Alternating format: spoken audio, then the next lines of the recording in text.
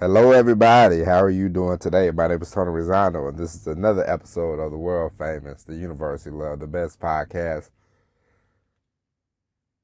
in one, two, three galaxies. But, ladies and gentlemen, you and I, we just call this show Online Marketing Moves. We are coming to you live today. Ladies and gentlemen, how are you? Ladies and gentlemen, have you been watching the World Cup? I watched the World Cup Friday. I watched USA versus England. And, of course, I thought England was going to win like 9-0. But, wait a minute. I watched it with my parents who do not watch any soccer, any football at all. And it was very funny to hear my dad after the game was over with. Anybody that knows the game of football knows that the USA it ended in a draw. For the USA, that's a victory. For England, it's probably a loss. So my dad was like, man, they didn't even score a goal. They lost. And I said, no.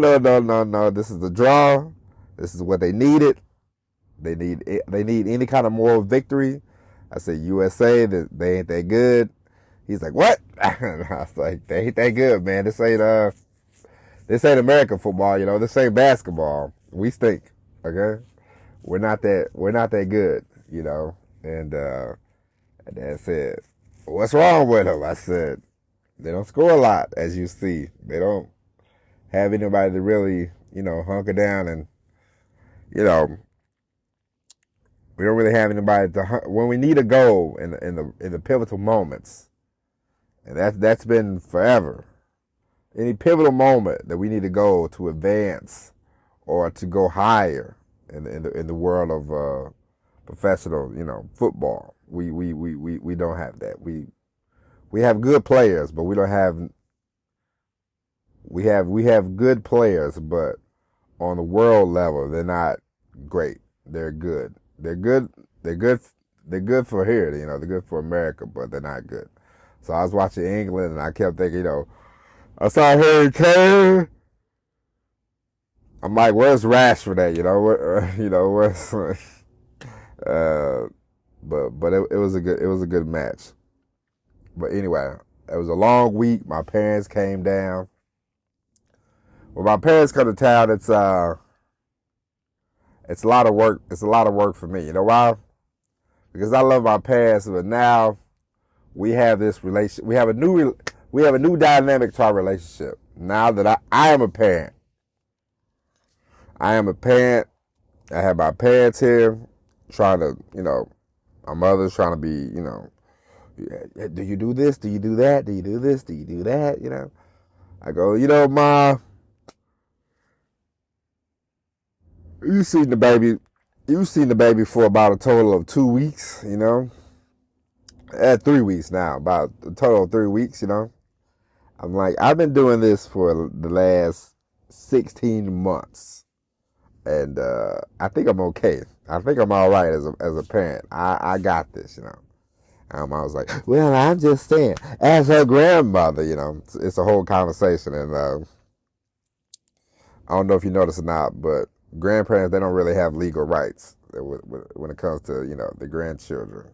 Not if you're right there, If you have, of course I got, me and my wife have custody of the child, so my mother just talks. Sometimes I go, you don't have any rights. So I say, you got a child in here, So you talk to me, and I'll talk to the baby, or I'll tell the baby what to do. It's all right. We don't need your opinion.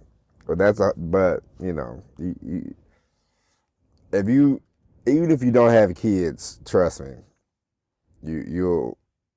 It's no matter how old you are, your parents will always be your parents, and sometimes they, like my dad told me something the other day, and it blew my mind. He said, "What size you wearing?" I was like, what the hell he asking me for? What this is for? He's like, think about buying you some clothes and sending them to you. I'm 43 years old. You think I want my parents? My mom bought me a shirt about when I was 30. She bought me a shirt and sent it to me. It was horrible. It was a god awful shirt, and I remember I wore it once because I was like, my mom bought me this shirt. I remember my girlfriend at the time who I just met. Now she's my wife. She said, "That's an ugly shirt." I said, "My mom bought it for me, so I gotta wear it once or twice." And she was like, "That's very sweet of you, but that's an ugly shirt." I said, "Thank you. I know it's ugly. You know it's ugly, but hey, what are you gonna do? It's the joys. It's the joys of having parents, right?" But anyway, ladies and gentlemen, how have you been? You all right? Let's get this party. Let's get this party started, ladies and gents. We are coming into the last month of the year, ladies and gents. Today we're going to talk about something very important. We're going to talk about email list. If you haven't already, if you have not already got an email list started, you should definitely get that started right now. It does not matter what you're doing. It does not matter what you're doing. It does not matter how you're doing it. You should get an email list started. And why should you get an email list started? Because YouTube, Facebook, Twitter, social media comes and goes. I remember in 1999, it was 1999. These were the hot social media, if you want to call them. If you want to call it that. This was the hot. We had you had Yahoo Chat, you had AOL Chat, you had group what's those group things? Like at Yahoo, they had these group chat things you can be a part of, and you had like Black Planet. Yeah, you had things like that. 20 years later, none of these exist. You're not in many group chats. I don't think. Not any group like Yahoo. Like let's say I give you an example. Let me think. 1998, I was in this thing on Yahoo for like people that like baseball, right? 1997, 1998, one or two. I was in this group about liking baseball, I think, or something like that. And this girl, I started talking to this girl, and we were having, friendly banter, and this is 1998. So I said, "Hey, you have a mailing address so I can just write you, because I don't always have access to a computer." And so we wrote each other, we wrote about baseball and this, that, and the other. It was very pleasant relationship we had one summer, and that was the social media right there. But what I'm trying to say is, social media comes and goes, right? But email has been around since, not since the 1800s, but since the beginning, in the last 25 years, it's the most consistent thing, And the reason why it is because people still check the email no matter what they tell you. I know people say, "Oh, email's dead, this, that, and the other," but you don't want to rely on until you build up enough, until you get an app or something like that, which I highly recommend, because the easier it is for you to connect with people, the easier it is for you to talk to them, and not that I'm saying you're gonna get them to spend all their money with you all the time, but the more connected you are with people, the better the relationship, the easier it will be to make sales. And because I heard this, and this is a good point. You see all these. I don't know if you ever looked for a job in the newspaper. If you ever look for a job in the newspaper. But when I used to look for jobs when I was in my early 20s, I would always see sales jobs. They would have these sales jobs, and it would always say need a closer, need a closer, need a closer. Well, ladies and gentlemen, if you are doing what you're supposed to do, building up a relationship, building up a foundation, then by the time they are ready to buy from you, there's no need to close. There will be no need to have to have a hard pitch, because the one thing you don't want, and especially these days, a lot of people are like me. I'm willing to spend money. I don't mind spending money if it's something that's going to help me out, something that's going to, something that I feel like that I want, something that I need, and but the one thing I really don't want to be is, I don't want to be hard pitched. I don't want to, because the moment you start telling me why do I need this product and this, that, and the other, and it sounds like you're trying to really go hard with the clothes, then that's what I'm like, nah, that's okay. I'll come back, because when you're buying something, you always want to feel like you're in charge, and of course, when you're selling something, you want to feel like you're driving a machine. It's just the way it is. It's like any relationship. Somebody's driving and somebody's being pushed. And it's not a bad thing. It's not a good. It's nothing wrong with that. But it's just the facts.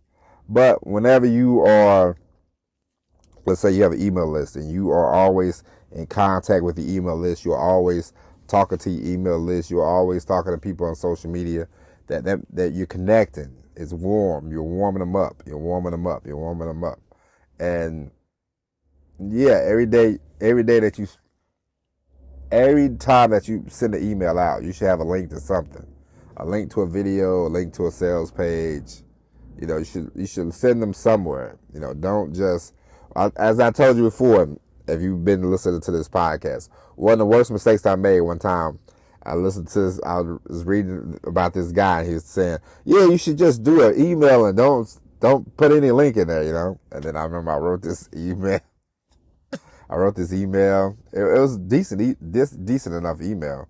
But then somebody wrote me, they was like, is there a link? Is there a link? And I was like, yeah, is there a link? And I was like, nah, there's not supposed to be a link. And I was like, this guy's looking for a link. He's looking for somewhere else to go. And I gave him nowhere to go. And so after that, I said, never again, And email marketing is a beautiful thing. It's a relationship that you can have with an audience. I don't talk to a lot of people in my personal life. I have, not on the telephone, because I drive a lot, and so I spend most of my time, I talk to my wife, my mother on the phone, my best friend. It's like 3 people that I talk to on the phone, and that's about it. And the majority of the people that I know either send a text or I email them. I have a friend that I email on a semi-regular basis. I just send them email, they send it back. It's a nice back and forth. Sometimes it might go a day or two without them emailing. I might go a couple of days without emailing, but I know it's there, and that's one thing that sometimes is good with email, and even good with text messaging, but email especially, because I can accidentally delete any text because you have fat fingers, but you have to go to the email to see the email. The text message might be on the screen. You might just hit a button and it might erase, but with the email, you have to go in and see the email. And it helps you when it comes to work. It helps you when it comes to, because you can go back and say, hey, I sent you this message on this day. I sent you that message on that day, And there's it just some things, and it's things that you can say in the email. It's things that you can say that you can't say on the social media. Facebook is very sensitive. You can't say this. You can't say that. You can't do this, you can't do that, same as Twitter, same as all these, Instagram, And so If you have an opinion and you want to share it, you can share it through your email. That's not a big deal. Um, and you can really be who you are. You know what I mean? And you should always be who you are. But sometimes on social media, people try to make people on the Facebook, they try to make themselves seem like, hey, I'm this neat, I'm this perfect person, but we all know that's not true. In an email, you can write how you talk, you can do different things, you can try different things out. You can put a link at the top, you can put a link at the bottom, you can put a link in the middle. You can sell all you want. You can guide them to another page. You can do whatever you wanted to with the email marketing. And so it does not matter what you do. It does not matter if you own a restaurant. It does not matter if you own a car washing business. It does not matter what you do. You should get email addresses from everybody. Put them in a list. You should email them on a regular basis. I say every day, but you definitely should email them at least every week. I say every day. I know some people will tell you it's too much, but as the great man Jesus said, you don't want lukewarm. You want hot or cold. If they're cold, they'll get off your list. That's what you want. If they're hot, they'll stay on your list. Open your emails, click on some links, buy some products, and money's there to be made. But if they're not, then they'll get off the list. What you don't want is lukewarm. You don't want people to just sit on your email list. They don't do nothing. They don't open the emails. They don't read the emails. They don't click on the links. They don't do nothing. They just sit there. And so the more you email people, the more they'll get off your list. Trust me. I emailed my list once six times in a day. Needless to say, some people jumped off that list quickly, and I was happy for it. But anyway, ladies and gents, that is it. If you haven't already, get started with the email. If you haven't already, get started with the email, list. Build it up. It takes time. There's different ways you can grow your list, but for now, just get started. Just get an email list started and take it from there. One way I was growing. One way I grew an email list was I had I would write articles on Medium. I would write articles on my website, and I would before they could read the article, they would have to click on the sign up for the email list, and then they would go to the article or whatever, and that worked. And so, just little things like that. There's a lot of different ways you can go about it, and we'll dive into some on a later date. But for now, just get an email list started. There's different places you can go. I've been using GetResponse, but I think I'm gonna switch out at the start of the year. I think I'm gonna get started on something else. They're not bad, but I think I need something different. I think I need something better. But if you're just getting started, it's a good place to go. But I think now I'm at a more advanced level, and I need more.